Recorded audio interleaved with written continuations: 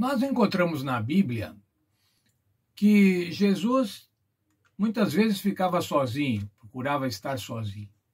Mas o que mais a gente vê na Bíblia, irmãos, com relação à vida de Jesus, é que ele sempre estava rodeado de pessoas. Na grande maioria das vezes, ele estava rodeado de pessoas. Quem eram essas pessoas que ficavam ao lado de Jesus, que ficavam próximos de Jesus? Eram seus seguidores, por exemplo, os seus apóstolos, seus discípulos. Eram também outros que seguiam a Jesus e que estavam junto de Jesus para ouvir os seus ensinos, para aprender de Jesus, para deliciar-se com aquela teologia prática que Jesus apresentava a eles. Mas também havia aqueles curiosos. Como todo lugar, como todo fato social, irmão, sempre tem uma turma de curiosos. Que não está lá para aprender, não está para nada, está só para ver o que está acontecendo, para saber da novidade. Tinha os desses também que ficavam junto de Jesus. Próximo a Jesus também ficavam os líderes religiosos. Bem, mas será que os líderes religiosos ficavam lá para aprender de Jesus?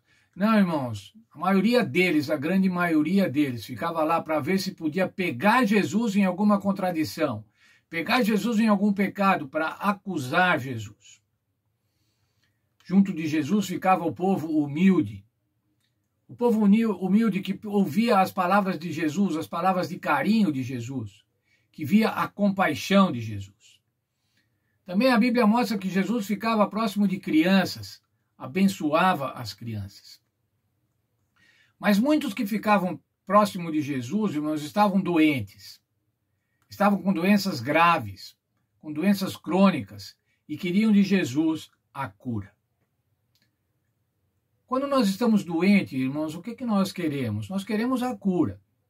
Nós vamos ao médico, nós oramos, nós fazemos exames, tomamos medicações. Nós queremos a cura. Quando estamos doentes, irmãos, queremos ficar em silêncio, queremos ficar recolhidos, em repouso, para que possa isso facilitar a nossa recuperação. Nós precisamos de descanso físico nesse sentido. Mas nós também precisamos de descanso mental. Quando nós temos doenças leves, doenças corriqueiras, como uma gripe, por exemplo. Uma gripe é uma doença corriqueira, mas muitas vezes ela nos coloca de cama. E aí a gente fica preocupado com as coisas que tínhamos para fazer, com os compromissos que tínhamos e tiveram que ser postergados, com aquilo que não conseguimos fazer. Queremos falar assim, não quero pensar nisso, mas não conseguimos. A gente fica o tempo todo pensando. E quando temos, então, doenças graves? Quando temos doenças graves, irmãos, ficamos preocupados com relação ao futuro. Com relação a possíveis sequelas, eventuais sequelas que essa doença grave pode nos trazer. Ficamos preocupados com a morte.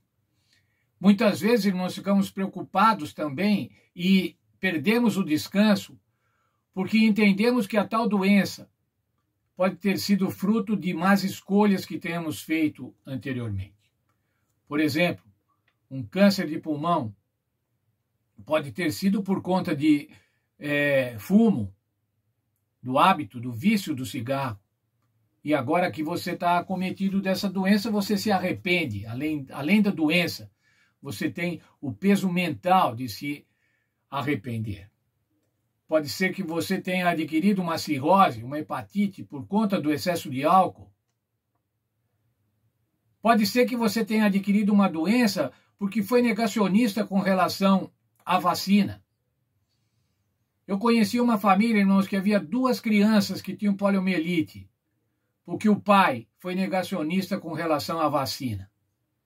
Entendia que as crianças não precisavam ser vacinadas. Hoje ainda, irmãos, a gente vê pessoas que são negacionistas com relação à vacina da Covid.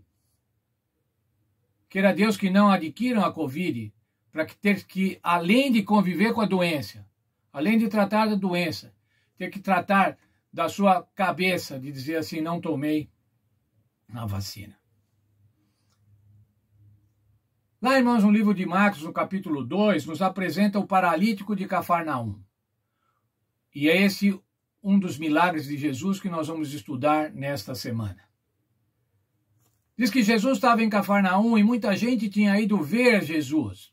Não dava para entrar na casa. A Bíblia diz assim, se você ler lá no capítulo que eu disse, Marcos 2, não dava para entrar, não dava para chegar nem na porta. Não cabia mais ninguém. Sucesso total, Jesus e todo aquele povo. Nos versos 2 e 3 de Marcos 2, nós vemos o seguinte. Vieram ter com ele, com Jesus, conduzindo um paralítico, trazido por 4 homens. E não podendo aproximar-se dele por causa da multidão, descobriram o telhado onde estava e, fazendo um buraco, baixaram o leito em que ele jazia doente. Essa história, irmãos, nós desde criança ouvimos na igreja. Lembram-se quando a professora colocava lá no flanelógrafo as gravuras, mostrando esse paralítico que foi levado a Jesus? Foi conduzido por amigos que eram solidários. As doenças, irmãos, elas são universais. As doenças acometem todas as pessoas. Mas as doenças também são pessoais. As doenças acometem o mundo de um modo geral, mas elas se apresentam nas pessoas. E no tempo de Jesus, irmãos, além da doença física, as pessoas atribuíam sempre doenças a pecado. Se você estava doente é porque você tinha pecado.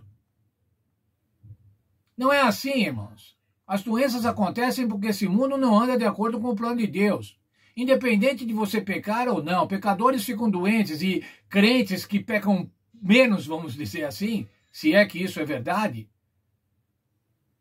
também ficam doentes. No tempo de Jesus, irmãos, quando alguém estava doente, além da doença, ele tinha a pecha de que era um pecador. E isso agravava por demais a situação. Nesse mundo, irmãos, não existe garantia de saúde. Nós temos planos de saúde, alguns planos de saúde muito caros, alguns planos de saúde mais acessíveis. Nós temos o Sistema Único de Saúde, que é um dos melhores sistemas do mundo, e muitas vezes nós não valorizamos isso aqui no Brasil, mas não existe garantia de saúde, irmãos. Bons princípios de saúde também não garantem saúde. É claro que se você tiver bons princípios de saúde, você tem grande probabilidade de ter mais saúde, de ter uma vida mais saudável. Mas quantos nós conhecemos, irmãos, que já morreram de câncer, já morreram de doenças renais, de doenças hepáticas, e eram tão ciosos de levar uma vida saudável? E por que isso acontece, irmãos? Acontece porque nesse mundo as doenças acometem todas as pessoas. Entretanto, irmãos, o Senhor também pode dar descanso a todas as pessoas, mesmo em doença. Lembra-se, irmãos, o apóstolo Paulo tinha uma doença, ele pediu a Deus que o curasse, pediu várias vezes e o Senhor não o curou. Mas ele tinha descanso. Chegou um momento, irmãos, ele falou assim, não vou mais pedir sobre isso. Vou conviver com isso. Muitas vezes, irmãos, nós temos que conviver com as doenças. Isso é difícil falar. É fácil falar quem não está doente. Mas é muito difícil para aquele que está doente. Mas, irmãos, a Bíblia também não dá uma garantia de saúde. A vida dá uma garantia de perdão, uma garantia de descanso, uma garantia de vida eterna saudável, feliz.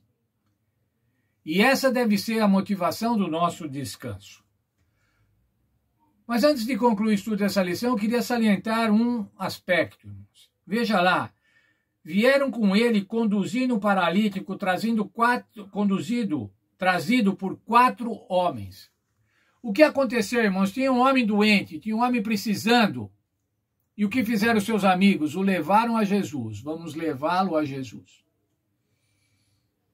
A maioria dos milagres de cura de Jesus, irmãos, as pessoas foram levadas a Jesus. Nós precisamos levar as pessoas a Jesus, para as pessoas encontrarem descanso, não para obter cura necessariamente, Se bem que muitas vezes isso acontece. Mas nós precisamos levar as pessoas a Jesus, para que Jesus possa atuar na vida dessas pessoas, para que Jesus possa dar descanso a essas pessoas. Amanhã vamos ver ainda um pouco mais sobre o que aconteceu. O que aconteceu com esse paralítico? O que aconteceu com Jesus? O que aconteceu com os que estavam em volta? E como Jesus pôde dar descanso ao paralítico.